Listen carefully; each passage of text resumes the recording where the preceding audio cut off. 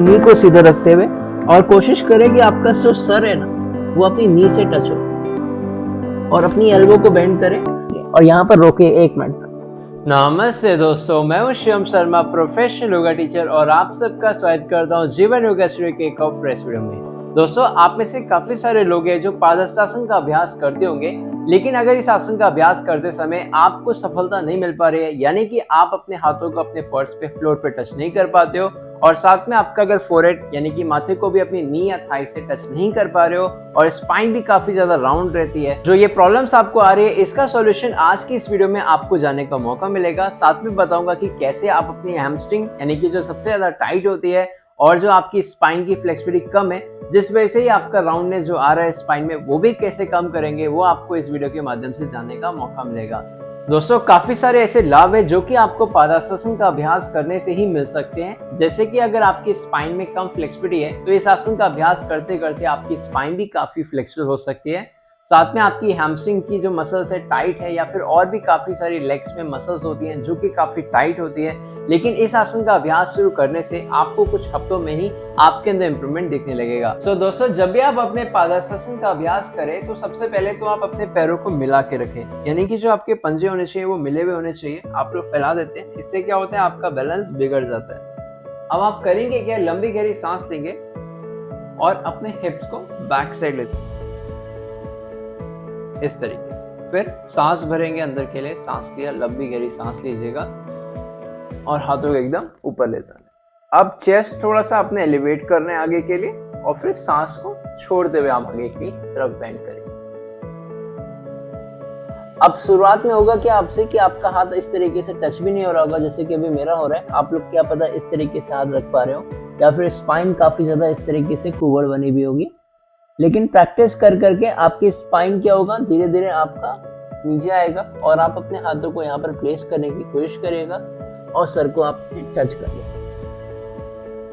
तो इस तरीके की जो आकृति है यानी कि पोजीशन है, वो तो तब आएगी जब आपकी हैमस्ट्रिंग काफी फ्लेक्सिबल हो चुकी होगी, आपकी स्पाइन में भी काफी हद तक फ्लेक्सिबिलिटी होगी, और जो आपका अभ्यास है वो काफी हद तक कुछ दिन तक हो चुका होगा, यानी कि 1 हफ्ते 2 हफ्ते तक, तब जाके आप मेरी तरह कर पाएंगे। लेकिन अब आपका क्वेश्चन होगा कि हम अपनी फ्लेक्सिबिलिटी कैसे डेवलप करें, यानी कि अगर इस आसन का अभ्यास करना चाहते हैं, यानी कि इस आसन को सही से सीखना चाहते हैं, तो अब आपकी हैमस्ट्रिंग मसल जो है वो जस्ट नीचे वाला पार्ट हमारे पाँव का, इस जगह पे जो आपकी मसल है इस रीजन पे, तो उनमें से आपको बता दूं, सबसे पहले तो bicep femoris, semitendinosus and semi membranosus, इन 3 मसल्स को तो आपने काफी अच्छे से स्ट्रेच करना ही होगा, तब जाके ही आप अपने पश्चिमोत्तानासन, उसीता पश्चिमोत्तानासन या फिर पादहस्तासन को सीख पाएंगे। तो सबसे पहले जो टेक्निक है उसको आप देख सकते हैं कि अपना एक पैर आपने सामने रखना है इस तरीके से, और जो आपका पीछे वाला पाँव है इसको आपने टर्न करने हैं इस तरीके से, पीछे के लिए आप इसे टर्न कर देंगे। अब 90 डिग्री दोनों आपके लेग होने चाहिए, 90 डिग्री ये और 90 डिग्री ये होना चाहिए, एकदम नीचे फ्लोर पे।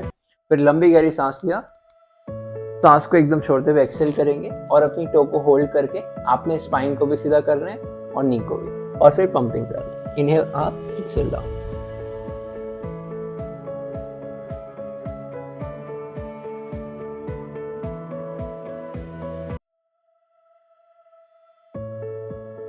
जो नेक्स्ट टेक्निक है उसमें भी आपको काफी अच्छे से स्ट्रेच आने वाला है आपकी हैमस्ट्रिंग। अब आप क्या करेंगे, अपने एक पैर को लिफ्ट करना है और टो को ऊपर प्लेस कर दिया आपने अपनी चेयर के, दोनों हाथों को ऊपर उठाते हुए सांस को छोड़ेंगे और अपने चेयर के साइड्स में आपने होल्ड किया अपनी चेयर का कॉर्नर साइड अपने हाथों से।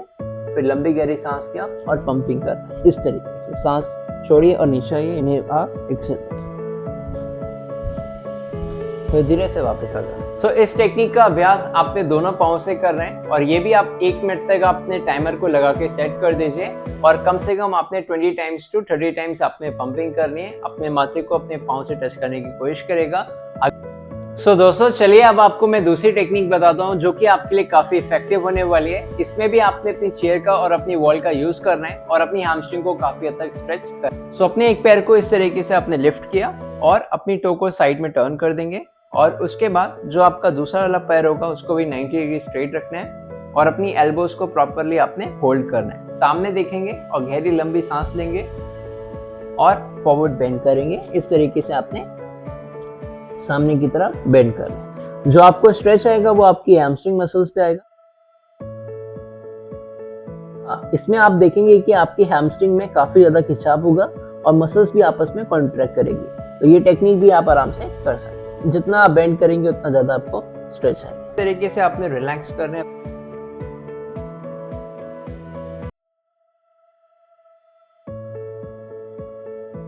दोस्तों, अगर आप लोग को स्पाइन की स्ट्रेटनिंग यानी कि जब अगर आपकी स्पाइन आप देखते हो काफी कर्व आती है, फोटो जब आप अपना क्लिक करते हैं, तो उस प्रॉब्लम को भी सॉल्व करने के लिए एक टेक्निक है जिसका अभ्यास आप प्रतिदिन करेंगे 1 हफ्ते तक, तब जाके आपकी स्पाइन में काफी हद तक कम राउंडनेस आएगा। चलिए फिर देखते हैं वो कौन सी ऐसी टेक्निक है जो कि आपकी स्पाइन के राउंडनेस को कम करने वाली है। तो आप इस तरीके से चेयर को प्रॉपरली फिक्स कर देंगे अपनी वॉल के साथ, और फिर अपना एक पैर ऊपर रखा और दूसरा पैर भी इस तरीके से रख देंगे।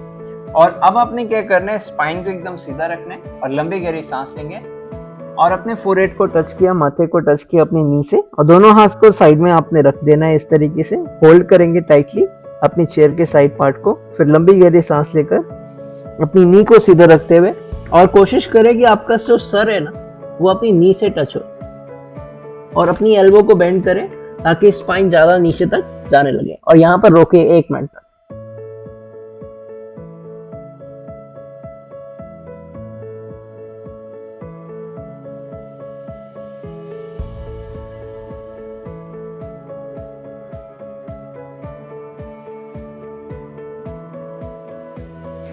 फिर धीरे से आपने रिलैक्स करना है और फिर अपने पाँव को रिलैक्स करने के लिए इस तरीके से आप अगेन एक्सरसाइज कर सकते हैं। दोस्तों, अगर आप स्क्रीन पे देखेंगे तो यहाँ पर काफी सारे लोगों की जो आसन की स्थिति है वो भी काफी अलग होती है। जैसे कि आपको पता है कि आपकी स्पाइन में राउंड भी आ सकता है, आपका सर टच भी नहीं होगा, या फिर आपके हाथों की पोजीशन जो वो काफी कम परफेक्ट होगी।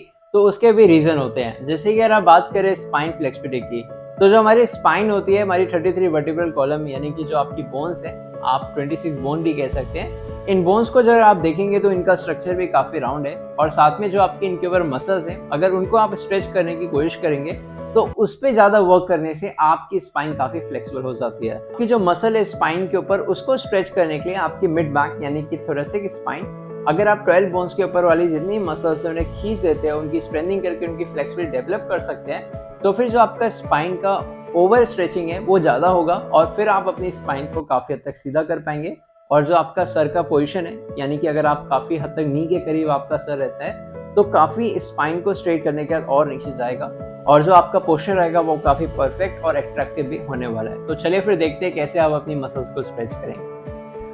दोस्तों, आपने इस तरीके से चेयर को एकदम लेके बैठेंगे, और फिर उसके बाद आपने अपनी वॉल से टच करना है चेयर को, और साथ में अपनी स्पाइन को पहले इस तरीके से टच करने के बाद लंबी गहरी सांस लेकर और अपनी बॉडी को ड्रॉप करना है। फोरहेड को टच किया अपनी चेयर की सरफेस पे, और दोनों हाथों को साइड में पकड़कर अपने बटे को, और जो याद रखें कि जो आपकी मिड वाली पार्ट है स्पाइन का, उसको ही आपने टच करना है पहले तो, और उसी की ओपनिंग करनी है। इस तरह जितना ज्यादा बटक को ऊपर और नीचे लाएंगे उतना ज्यादा आपका चेस्ट बाहर की तरफ आएगा और एलिवेशन होगा, साथ में आपकी मिड बैक की ओपनिंग भी होगी। तो जिन लोग का स्टिफनेस बहुत ज्यादा रहता है स्पाइन पे, वो भी काफी हद तक कम होगा, तो ओपनिंग करके अपनी मसाज भी कर सकते हैं।